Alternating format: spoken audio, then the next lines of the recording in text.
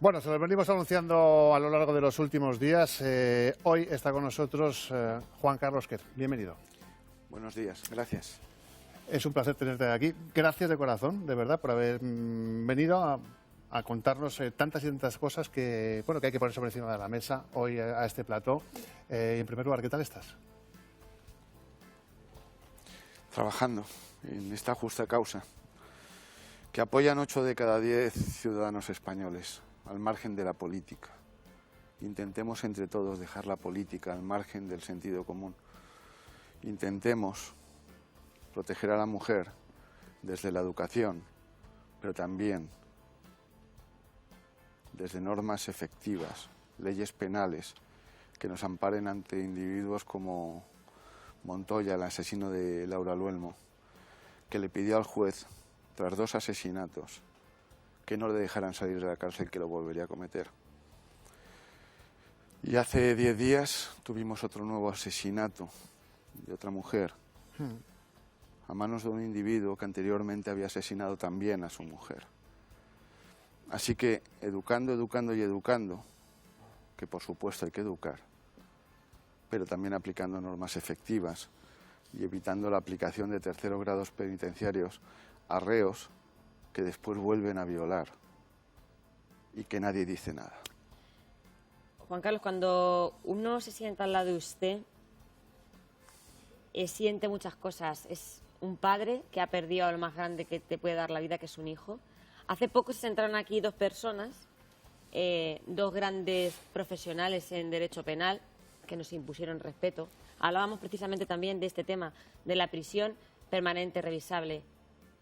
Pero todavía no hemos hablado de esa palabra y con lo que acabas de decir, creo que el espectador ya tiene una opinión sobre ese gran dolor que puede tener perder un hijo. La muerte de mi hija tiene que servir para algo. Creo que con eso está todo dicho, Claro. Juan Carlos. Yo cuando traía el cadáver de Diana desde Santiago de Compostela, iba haciendo una reflexión. Y me vino a la mente su sonrisa y me vino a la mente su mensaje de... Cuando tú traías, o sea, literalmente ibas con tu coche viendo a tu hija como exacto, en su iba féretro. en ese féretro. Y su mensaje fue, vamos a pelear para que haya otras niñas, otras jóvenes, otras mujeres que no tengan que pasar por esto. Y por eso, desde ese día, yo he dejado todo para dedicarme a esta justa causa. Desde fuera de la política, lo quiero dejar muy claro. Jamás me encontrarán a mí en la política. Me encontrarán en mi único partido político, que es el sentido común, que es el del 99% de los españoles de este país. Claro, pero ¿qué está sucediendo entonces, Juan Carlos? Porque es verdad que 8 de cada 10 españoles, y ahí están las encuestas, ¿no?, están pidiendo la prisión permanente revisable. ¿De qué se trata entonces? ¿Esto es una lucha política? ¿O por qué no se aplica de verdad? Hay quien quiere instrumentalizar el movimiento de protección de la mujer y abanderarlo desde causas ideológicas, y no ha de ser así. Yo soy padre de Valeria. ¿Cómo no voy a intentar que determinado tipo de conductas queden fuera de la sociedad, que se eduque desde el respeto, que se eduque desde la igualdad, pero también en coherencia con la protección de la mujer? Hay que intentar también aplicar medidas que sean efectivas. La prisión permanente revisable lo es. Y solamente, fíjese, en el ámbito de Podemos, el 50% de sus bases apoyan la prisión permanente revisable. En el ámbito del PSOE sube a más del 70%. Ciudadanos, en el mes de marzo, cambió su postura con relación a la prisión permanente revisable, porque se estaba haciendo un uso exclusivamente político de esta situación. Cuando entramos en el frente a frente, cuando tú miras a una persona, yo lo hice cuando me encontré al presidente Sánchez en un plató. Le dije, presidente, debemos de conversar. En aquel momento no lo era, era el representante del PSOE. Y a la ministra en el mes de septiembre, porque el PSOE ya no quiere derogar la pena de prisión permanente revisable en caliente, al menos ya por lo menos tiene la prudencia de esperar, ¿no? Yo la miré a los ojos y le dije, ¿sabe quién son los inhumanos? No es la prisión permanente revisable inhumana, lo son estos individuos que quitan la vida a personas inocentes y que los seguimos dejando en libertad. Yo en modo alguno abogo por la cadena perpetua, en modo alguno abogo, por supuesto, en modo alguno por la pena de muerte. Simplemente abogo por un Estado de Derecho que nos prevenga frente a individuos cuya rehabilitación es prácticamente imposible. Imposible. Y Juan Carlos, justo en ese punto hablábamos también ese día que te comento con una psicóloga que trabaja en una cárcel aquí en Ocaña, y nos decía ella desde su punto de vista profesional que hay ciertos presos que nunca se van a reinsertar. Y eso es así.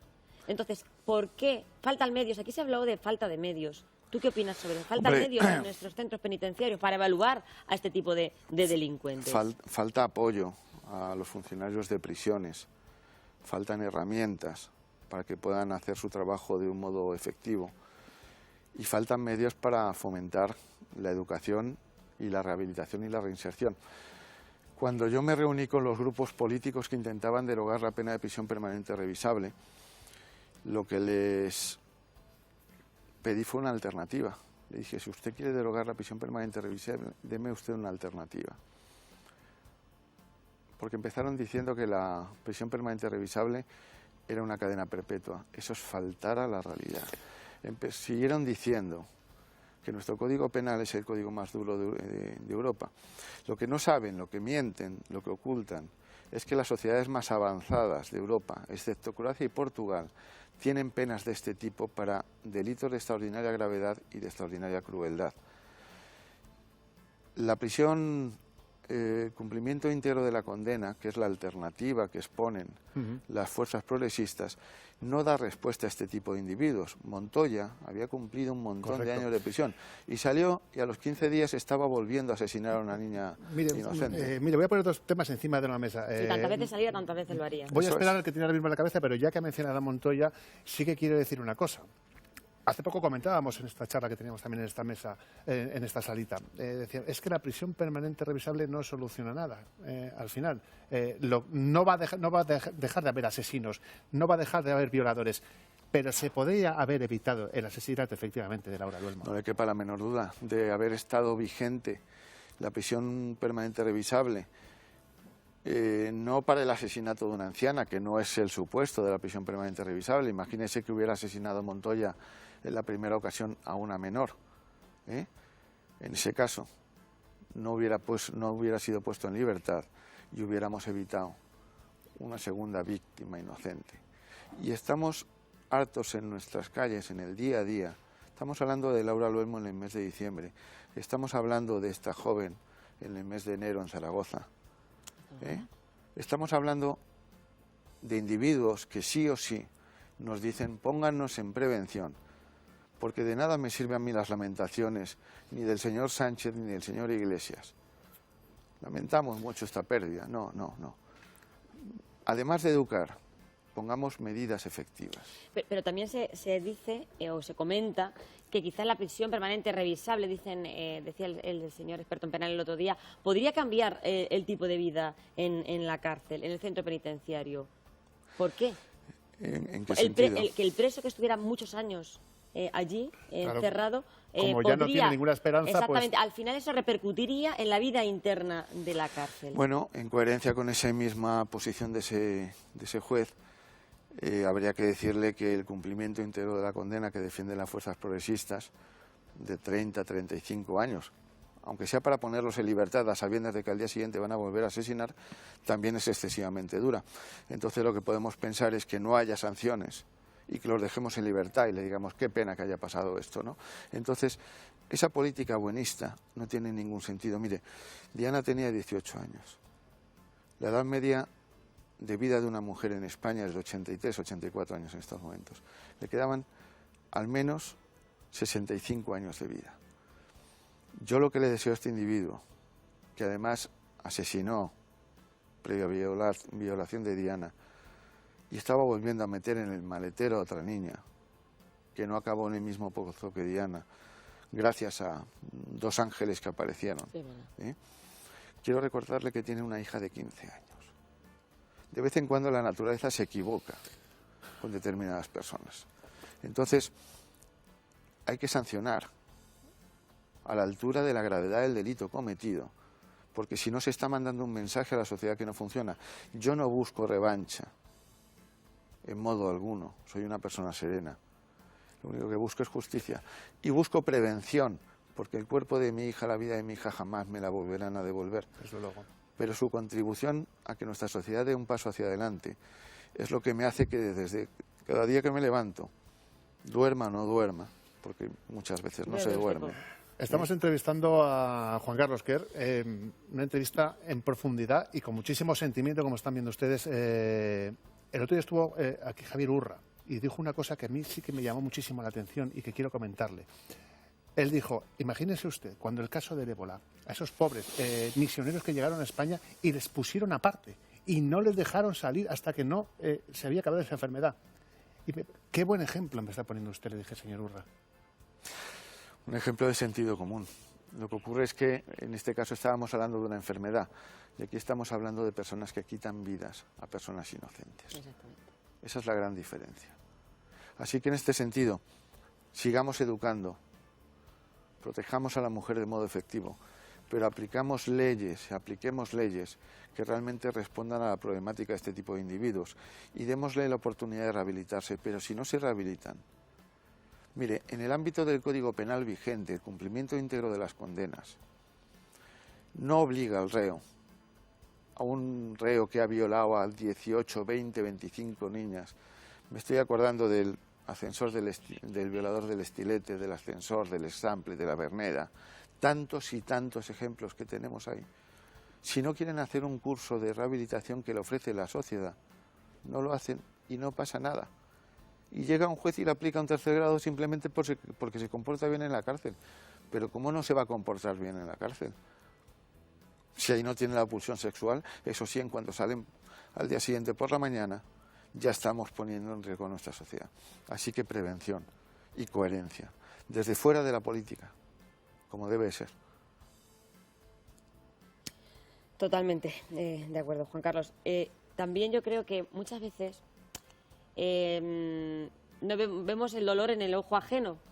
No somos conscientes de que cualquiera de nosotros, ustedes que tienen nietas, que tienen hijas, que tienen sobrinas, puede ser una más y estar fuera de esta vida, como le ha ocurrido a la hija de Juan Carlos. Entonces, el problema es que estos individuos están en la sociedad. Hay mucha gente, por desgracia, malas personas. Las hay.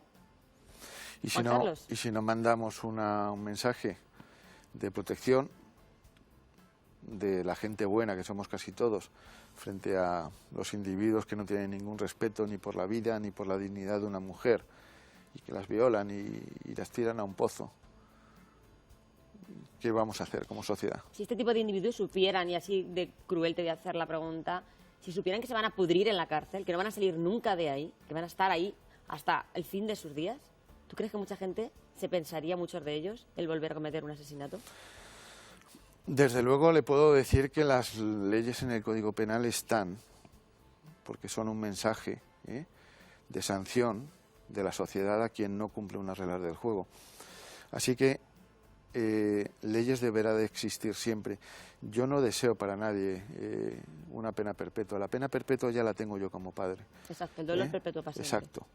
Lo que sí que quiero es que este individuo pase un largo periodo de tiempo en la cárcel a la altura del delito que cometió y que cuando sea abuelo salga, mire a su hija a los ojos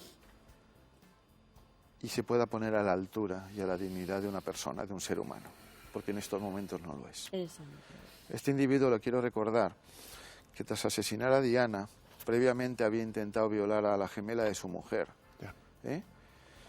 Con posterioridad estaba metiendo a una niña en el maletero y después recomendaba a sus padres que vendiera la entrevista a 10.000 euros y que no se preocupara que en 7 años lo iban a dejar en libertad, porque le iban a pedir un homicidio imprudente. Eso es el mensaje que no debemos de mandar jamás a los delincuentes.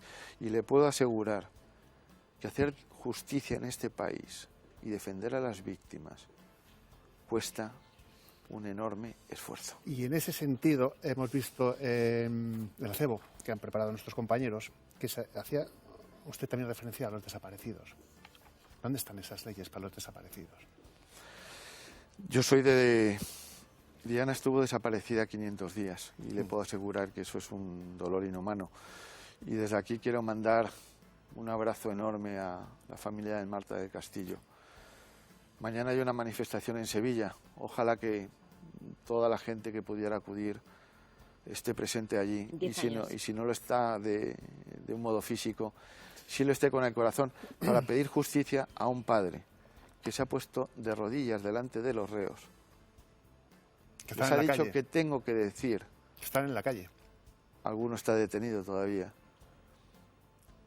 Y le han dicho que no tienen ningún sentido que revelen dónde está el cadáver de su hija, porque no les merece la pena. Así que, si esto no es una causa para tomar medidas e incorporar la ocultación del cadáver tras el asesinato de la niña como una causa de prisión permanente revisable, yo le preguntaré a todos los políticos de este país, mirándome a los ojos y mirando a sus hijos que los tendrán al lado, que estas circunstancias nos han acontecido a nosotros y les podrían haber acontecido a cualquier ciudadano de bien de este país. Y eso es una causa justa, como lo es el que se establezca un estatuto de desaparecidos. Y la buena noticia es que, con el impulso de mucha gente y de la propia sociedad, estamos en el Congreso. Yo estoy en ese grupo de trabajo. Por fin, los familiares de desaparecidos van a tener derechos en este país. Esto significa reaccionar ante supuestos terribles. Lo que no vale, lo que no tiene ningún sentido, es nuevos asesinatos, nuevas declaraciones vacías de condolencias y que todo siga igual. Y quiero recordar a la vicepresidenta Calvo que en el mes de diciembre, al hilo del acontecido con Laura Luemo, anunció nuevas medidas en el Código Penal para asegurar que estos individuos, a los que ya no se ha podido aplicar la prisión permanente revisable, si constituyen un nuevo peligro, haya prevención mediante pulseras electrónicas, etcétera, etcétera. Son prácticamente 60 días los transcurridos. No conozco todavía ninguna iniciativa al respecto. Y la sociedad necesita prevención frente a este tipo de delincuentes. No tengamos que volver a hacer condolencias mañana, pasado y al otro. Bueno, y en ese sentido también podemos hablar, largo y tendido, ¿no? Pero el tiempo que nos lleva ahora mismo sobre la ley de violencia de género también. La ley de violencia de género es un pacto de Estado que suscribieron todos los partidos políticos. La protección de la mujer en nuestro país, la protección de las víctimas, no debe de ser ni una cuestión ni de izquierdas, ni de derechas, ni de centro. Yo jamás he ido a un mitin político.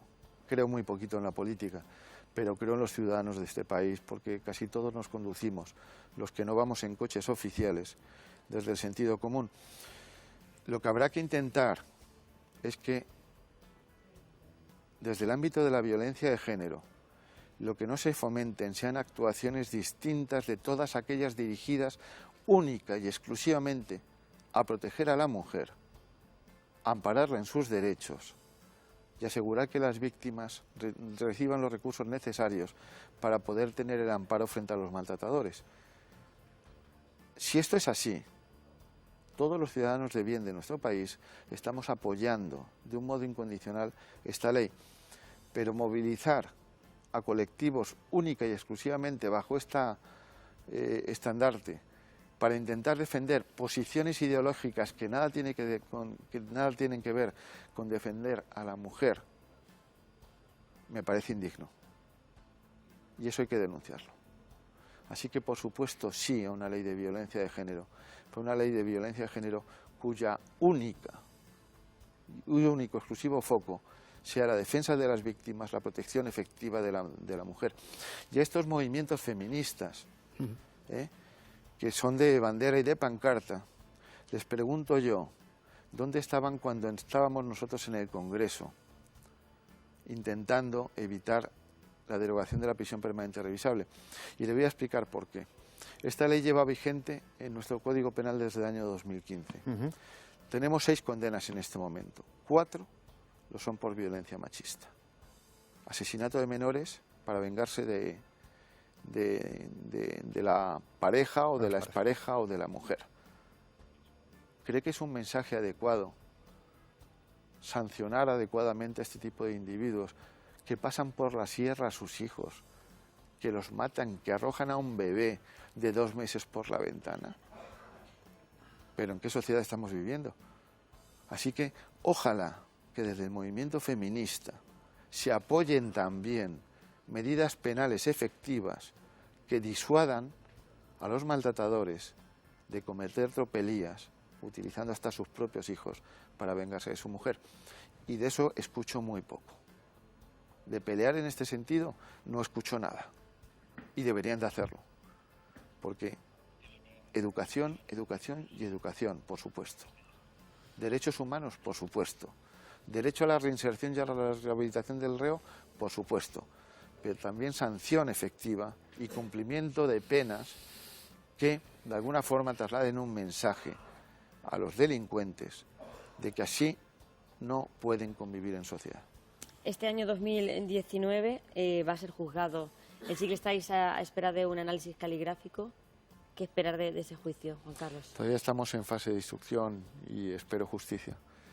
Y me siento tranquilo de que va a ser un jurado popular, ciudadanos, los que van a emitir el fallo contra este individuo que mantuvo a Diana 2 años en un pozo para asegurarse la impunidad, que no la violó ni la metió en el maletero para llevarla a misa.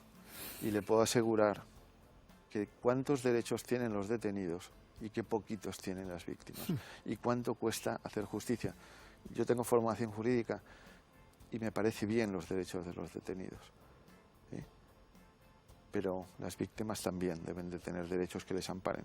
Y desafortunadamente existe con la presunción de inocencia una desproporción absolutamente abismal, porque yo jamás tendré el vídeo en directo de lo que aconteció aquella noche. Pero desde el sentido común le aseguro que todos estamos, los españoles con sentido común, en la certidumbre de lo que aconteció y por qué aconteció. Así que espero justicia, nada más.